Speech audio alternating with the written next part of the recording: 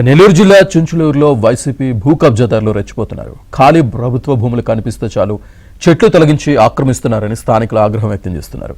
Survey number 205లో ఉన్న 10 ఎకరాల ప్రభుత్వ పశువుల కుంట స్థలంలో చెట్లు తొలగించి కబ్జా చేశారని చెబుతున్నారు. వైసీపీ నేతలు ప్రభుత్వ భూమిని ట్రాక్టర్లతో చదును చేసి దొంగ పట్టాలు సృష్టించి ఆక్రమిస్తున్నారని స్థానికులు ఆరోపిస్తున్నారు.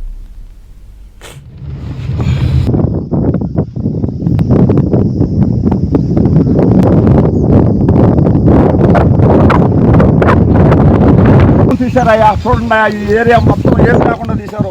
ఇది కొంట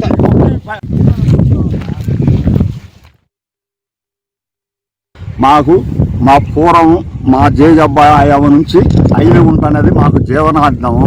ఇప్పుడు నుంచో మేము యాదవలము గొర్రెలు మేపుకుంటా, బర్రెలు మేపుకుంటా, కుంట తాగించుకుంటా, ఇక్కడల్లా మేపుకుంటా చెందుకుంటున్న వాళ్ళము. ఆవులు ఎనువులు అని మేము సహకరిస్తున్నాము. ఈరోజు మా జీవనాధారం మా కడుపు కొట్టి ఎక్కడెక్కడి నుంచో రెడ్డి గారిని నుంచి పట్టాలు దొంగ పట్టాలు పెట్టుకొని మమ్మల్ని కుంట అనేది లేకుండా అన్యాయం చేసి ఈ విధంగా చేస్తున్నారు. మమ్మల్ని దయచేసి 10 ఎకరాల 74 సెంట్లు కుంట అయితే ఎక్కడెక్కడో బెంగళూరు వాళ్ళు, ఎక్కడెక్కడో కర్ణాటక వాళ్ళు వీళ్ళందరూ ఈ మాయ పొలాలని వీళ్ళు దోసుకోవడం, బద్దాలు వచ్చి దోసుకోవడము, ఇంకొకరు వచ్చి దోసుకోవడము, ఏమని మాకు దిక్కు తెలియక మేము అల్లాడిపోతున్నాం. అయ్యా దయచేసి ఈ పొలము మాకు ఇది ఇచ్చి పైన 74 ఎకరాలు అది మేపుకుంటుంది జీవనాధం. మాకు పొలాలంటే లేకపోయినా దీన్నైనా జీవాలు మేపుకునే దానికి ఇదైనా అవకాశం కానీ పొలాలు ఇకుంటే మేము మామూలుగా కాంటాక్ట్ ఏం అడగలేదు. మా జీవాలు అవి మేపుకునే దానికి మాకు అవకాశం కల్పించాలని దయచేసి ఆయన ఆనందరామారెడ్డి గారిని దయచేసి మాకు ఈ పొలాలు ఇవన్నీ వాళ్ళు కాడి నుంచి దిక్కు తెలియని వాళ్ళు ఎక్కడెక్కడ వాళ్ళు కనీసం లోకల్ వాళ్ళు అయితే కూడా కాదు, మాకు దీన్నైతే వదిలిపెట్టాలని మేము కోరుకుంటున్నాం. నెల్లూరు జిల్లా చుంచులూరులో రెచ్చిపోతున్న వైసీపీ భూ కబ్జాదారులకు సంబంధించి పూర్తి సమాచారాన్ని మా కరెస్పాండెంట్ మహేష్ అందిస్తారు. మహేష్. శ్రీనివాస్, నెల్లూరు జిల్లాలో మొత్తం మీద ఈ మర్రిపాడు మండలంలో అయితే ఆక్రమణలు రోజు రోజు కూడా పెరిగిపోతున్నాయి. వీళ్ళంతా కొంతమంది వైసీపీ నేతలు టీడీపీలోకి వచ్చారు. వాళ్ళ దార్శనికం అయితే మరీ ఎక్కువగా ఉంది. రాత్రికి రాత్రే 100 ఎకరాల్లో ఈ భూముల్లో పాగా వేస్తున్నారు. యంత్రాలతో వాటన్నిటిని కూడా శుద్ధం చేసి ఉదయానికల్లా జామాలు నాటే పరిస్థితి ఉంది. ఈ విధంగా ఈ మర్రిపాడు ఒక్క చోట ఈ మర్రిపాడు మండలంలోనే దాదాపు 20,000 ఎకరాలకు పైగా భూములు ఆక్రమణలో ఉన్నాయి.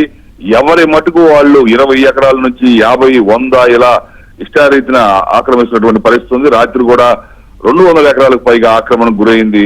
అధికారులు మొదట ఎవరైనా భూములు ఆక్రమిస్తే చర్యలు తీసుకుంటామంటూ ప్రకటనలకు మాత్రమే పరిమితం అవుతున్నారు. వాస్తవానికి ఈ ఆత్మకూరు కాన్స్టిట్యుయెన్సీలో ఏఎస్పేట, అనంతసాగరం, ఈ చేజర్ల, కలువ ఈ ప్రాంతాల్లో ఎక్కువగా ఈ ఆక్రమణలు కొనసాగుతూ ఉన్నాయి.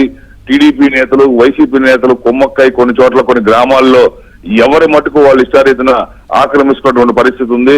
దాదాపు ఈ ఒక్క కాన్స్టిట్యుయెన్సీలోనే ఒక్కొక్క మండలంలో 10,000 నుంచి 20,000 ఎకరాల ప్రభుత్వ భూములు ఆక్రమణకు గురయ్యాయి ఈ మధ్యకాలంలో. అంత ముందు ఇవన్నీ కూడా అయినా కూడా అధికారులు మాత్రం పట్టించుకున్నటువంటి పరిస్థితి లేదు. ఒక పరిశ్రమ ఏర్పాటు చేయడానికి కనీసం ఒక 500 ఎకరాలు భూమి దొరకనటువంటి పరిస్థితి చివరికి దాపులు ఇచ్చిందంటే ఎంతగా ఏ విధంగా ఈ ఆక్రమణల పరంపర కొనసాగుతుందో మనం అర్థం చేసుకోవచ్చు. ఈ మర్రిపాడులో స్థానికంగా ఉండేటువంటి టీడీపీ నాయకుడు ఆయన ఆధ్వర్యంలోనే పెద్ద ఎత్తున జరుగుతున్నట్లుగా ఆరోపణలు వ్యక్తం అవుతున్నాయి. ఈ టీడీపీ నాయకుడు దాదాపుగా చాలా విలువైనటువంటి భూములు కూడా ఆక్రమించడం జరిగింది. హైవేస్ ఏదైతే ఉన్నాయో వాటి పక్కన దాదాపు 1 ఎకరా వచ్చి 3 కోట్ల వరకు కూడా పలుకుతుంది. ఇప్పుడు అలాంటి ల్యాండ్ చాలా విలువైనటువంటి భూములన్నీ కూడా ఆక్రమణ గురవుతుంది. శ్రీనివాస్. Right, thank you.